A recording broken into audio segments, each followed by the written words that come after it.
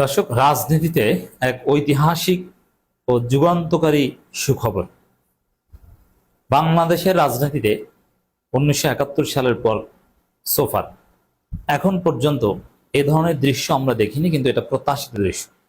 বরং 1971 সালের পরেই এরকম একটা দৃশ্য প্রত্যাশিত ছিল, 1991 সালের পরও এরকম একটা দৃশ্য প্রত্যাশিত ছিল, 24-এর পরও প্রত্যাশিত ছিল। কিন্তু নানান ষড়যন্ত্রের কারণে ইউনূস সরকারের আমলে প্রত্যাশা পূরণ হয়নি। এখনো যে প্রত্যাশা পূরণ হয়েছে তা না, তবে একটা পার্সপেক্টিভে আমি দেখি সেই কাঙ্ক্ষিত দৃশ্য। আমাদের কল্পিত দৃশ্যটা কি দেখেন, গণতন্ত্রে সরকারি দল থাকবে, বিরোধী দল থাকবে, কিন্তু জাতির বৃহত্তর স্বার্থে সরকারি দল বিরোধী দল কাঁধে কাঁধ মিলিয়ে কাজ করবে। সরকারি দল বিরোধী দল একে অপরের শত্রু না, একে অপরের আয়না, একজন আরেকজনের ভুল ধরিয়ে দিবে। আয়নায় যেরকম তাকালে নিজেকে দেখা যায়, বিরোধী দলের সমালোচনার দিকে তাকালে সরকার তার কার্যক্রমের একিউরেসি দেখতে পারবে। কিন্তু আমরা 1971 সালের পর থেকে দেখে আসি, রাজনীতি হচ্ছে সংঘাতময়। সরকারি দল যেটাকে ভালো বলে, বিরোধী দল বলে সেটা খারাপ। বিরোধী দল যেটাকে ভালো বলে, সরকারি দল বলে সেটা খারাপ, উল্টা। এটা তো কোনো রাজনীতি না। দুই দলেই দেশের স্বার্থে রাজনীতি করে, অথচ জাতির স্বার্থ কেউ ভাবে না। দলীয় স্বার্থকেই প্রত্যেক দল সবসময়, সরকারি দল বিরোধী দল, দলীয় স্বার্থকেই জাতীয় স্বার্থ বলে চালিয়ে দিয়ে আসে। এ কারণে কোনো বিষয়ে, কনফ্লিকচুয়াল কোনো বিষয়ে সরকারি দল বিরোধী দল বা কার্যকর সকল রাজনৈতিক দল কখনো একমত হতে পারেনি। এখতেলাফ এবং একে অপরের বিরুদ্ধে ষড়যন্ত্র। কিন্তু আমরা চাই এটা, যে সরকারি দল বিরোধী দল থাকবে, একে অপরের সমালোচনা থাকবে, প্রয়োজনে কিছু ধাক্কাধাক্কি, 2-4 বার মারামারিও থাকবে, কিন্তু জাতির বৃহত্তর স্বার্থে, স্বাধীনতা সার্বভৌমত্ব প্রশ্নে, কালেকটিভ ইন্টারেস্টের ক্ষেত্রে আমরা সবাই এক বিন্দুতে থাকবো। সরকার, বিরোধী দল, অন্যান্য দল সবাই এক সুরে কথা বলবে। এটাই হচ্ছে এক্সপেক্টেড সিনারিও। সেটা কখনো আসেনি, কিন্তু আমরা দেখতে পাচ্ছি সেই সিনারিও এসেছে, অ্যাটলিস্ট ফরেন পলিসিতে। আমি বারবার এই কথা বলছি, কারণ এইটা নিয়ে কাজ করা এখন আমাদের জন্য জরুরি। মনে রাখবেন যে বাংলাদেশের রাজনৈতিক সংকটে আভ্যন্তরীণ কালচার যতটা না দেয়, তার চাইতে বিদেশি ষড়যন্ত্র বেশি দেয়। 55 বছরে বাংলাদেশের যত রাজনৈতিক সংকট, এই যে মারামারি, কাটাকাটি, এই সেই, অমুককে নিষিদ্ধ করো, তমুককে ধরো, অমুককে পালাও, অমুক অভ্যুত্থান, তমুককে মারো, জিয়াউর রহমানকে হত্যা করো, এরশাদকে হটাও, সব কিছুর পেছনে ভারতীয় ষড়যন্ত্র, আমেরিকার ষড়যন্ত্র। এই জন্য বাংলাদেশের রাজনীতিতে এই পররাষ্ট্র নীতির এই একটা ইতিবাচক দিক নিয়ে আমরা আলোচনা করছি, কারণ এই জায়গায় যদি আমরা ঠিক থাকতে পারি, রাজনীতির সমস্ত হিসাব নিকাশ অটো ঠিক হয়ে যাবে। বিশেষ করে ভারতের ষড়যন্ত্র যদি আমরা মোকাবেলা করতে পারি, তাহলে বাংলাদেশের অভ্যন্তরীণ সমস্যা থাকবে না। আমি যে কথাটা প্রায়শই বলি, যে বাংলাদেশে রাজনীতিতে ইন্ডিয়ান হেজিমনি শূন্যের কোঠায় নামাতে পারলে আওয়ামী লীগ এদেশে কোনো সমস্যা না। আওয়ামী লীগের সন্ত্রাস থাকবে না, আওয়ামী লীগের ধর্ম বিরোধিতা থাকবে না, বাম, রাম, সিপিবি এরা কেউ সমস্যা না। ইংল্যান্ডে যেরকম বামরা, ডানরা কেউ কোনো সমস্যা না, মধ্যমপন্থীরা সমস্যা না, সবাই মিলেমিশে কাজ করে। ইউরোপে দেখেন না, ইউরোপে কিন্তু বামপন্থী অনেক অনেক জায়গায় বামপন্থী দল শক্তিশালী, আবার অনেক জায়গায় ডানপন্থী দল শক্তিশালী, অনেক ক্ষেত্রে মধ্যমপন্থী দল। কিন্তু তাদের কি বাংলাদেশের মতো সামান্যতম নোংরা কালচার আছে? নাই। এই জন্য ইন্ডিয়ান হেজিমনি শূন্যের কোঠায় নামাতে পারলে বাংলাদেশের রাজনীতিতে কোনো সমস্যা থাকবে না। এই কারণে আমরা দেখতে পাচ্ছি, বা এই কারণে আমরা কোঅপারেট করছি। এখানে পররাষ্ট্র নীতিতে দেখেন, বিএনপি যা বলছে, জামাত তা বলছে, এনসিপি একই কথা বলছে। বাংলাদেশের রাজনীতিতে এখন জামাত, বিএনপি, এনসিপি এরাই হচ্ছে শক্তি। এই তিনটা ধারা, অন্যান্য যত দল এই তিন ধারার মধ্যে। আওয়ামী একটা ধারা আছে, এখন আওয়ামী ধারা তো বিতাড়িত, আওয়ামী ধারা, জাতীয় পার্টি ধারা, 14 দলীয় ধারা, এরা বিতাড়িত, এরা নিষিদ্ধ। কেউ সরাসরি নিষিদ্ধ, কেউ অঘোষিত নিষিদ্ধ। কিন্তু বাংলাদেশে রাজনীতিতে কার্যকর ধারা তিনটা, জামাতি ধারা, বিএনপিও ধারা, এনসিপিও ধারা।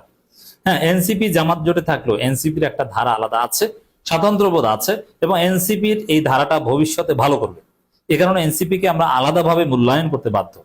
সমালোচনা করলেও আলাদা যে তাদের একটা অবস্থান আছে, দিস ইজ মাস্ট। তো দর্শক দেখেন, এখন আমি সারজিস আলমের একটা বক্তব্য বিশ্লেষণ করে শোনাবো। সারজিস আলম বলছেন, ভারতের সঙ্গে বাংলাদেশের সম্পর্ক হতে হবে মর্যাদা ও ন্যায়ের ভিত্তিতে। একদিন আগে আমিরে জামাত, বাংলাদেশ জামাত ইসলামের আমির ডাক্তার শফিকুর রহমান সেম কথা বলছেন, ভারতের সঙ্গে বাংলাদেশের সম্পর্ক হতে হবে মর্যাদা ও ন্যায়ের ভিত্তিতে। একই সময় বাংলাদেশের পররাষ্ট্র প্রতিমন্ত্রী হুমায়ুন কবির তিনি বলেছেন, ভারতের সঙ্গে বাংলাদেশের সম্পর্ক হতে হবে মর্যাদা ও ন্যায়ের ভিত্তিতে। তো এইভাবে এক বিন্দুতে একই সুর অতীতে কখনো আপনি দেখাতে পারবেন না। আবার পাকিস্তানের সাথে সম্পর্ক কেমন হবে এই বিষয়ে বিএনপিও যে আকীদা লালন করে, জামায়াতও সেম আকীদা লালন করে এবং এনসিপিও সেম আকীদা লালন করে। বিশেষ করে তুরস্কের ক্ষেত্রে আপনারা দেখেছেন, তুরস্কের পররাষ্ট্র মন্ত্রী হাকান ফিদান বাংলাদেশে এসেছিলেন।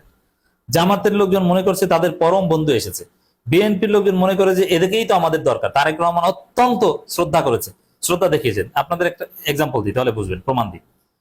হাকান ফিদান যখন বাংলাদেশে এসেছে, বাংলাদেশের পররাষ্ট্র মন্ত্রণালয়ের 3 জন দায়িত্বপ্রাপ্ত মন্ত্রী, এখন তো 3 জন, তখন পররাষ্ট্র উপদেষ্টা ছিলেন একই লোক, that means doctor Khalil Rahman, Shama Obaid এবং হুমায়ুন কবির। এই 3 জন মিলে পারলে তারেক রহমানও যেতেন এমন একটা অবস্থা।